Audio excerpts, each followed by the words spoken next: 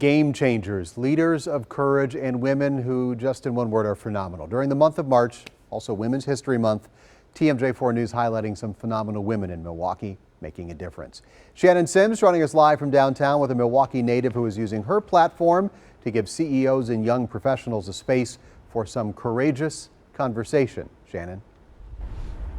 The events of last year had all of us pivot and change. For Corey Jo Biddle, she had no idea that that pivot would also mean a change for her own organization.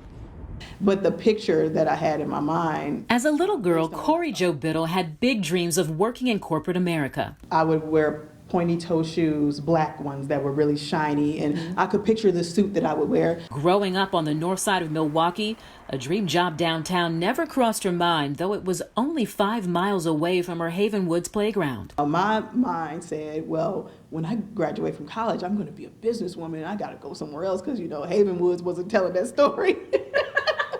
I didn't see it. An internship changed everything for her. Now, as the VP of Community Affairs for the Metropolitan Milwaukee Association Commerce and Executive Director of Fuel Milwaukee, downtown is now her playground.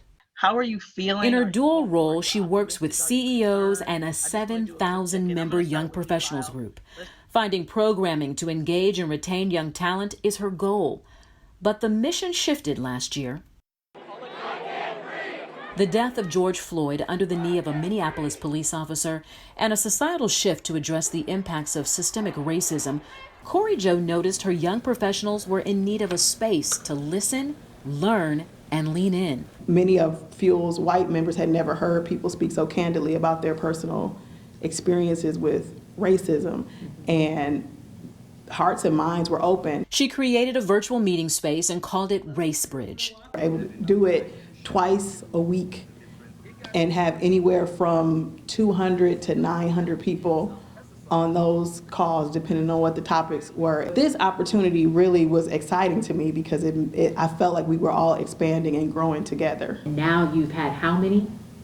Probably 30 or so, maybe more. Corey Jo has seen transformative dialogue take place in a way she has never seen before. I have never heard so many CEOs say systematic racism, anti-black racism, dismantle racism. I mean, I'm like,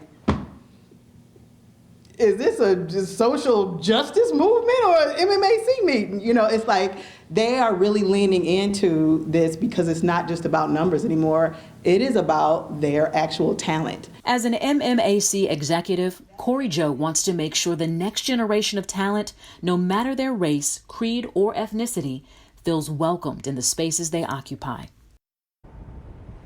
All right, Shannon, what's MMAC doing to make sure that the top of its management positions Well, looks Steve, like, it's hard to hear out this here, community? but I want to let you know that MMAC has partnered with over 100 companies, and they've all pledged to increase management positions of African Americans and Latinos by 25% in 5 years. Now, if they're able to achieve this goal, that would mean an increase in the last 10 years of growth. They've been able to do that in half the time. To learn more about the region of choice, you can go and click inside this story on TMJ4.com. Steve, back to you in the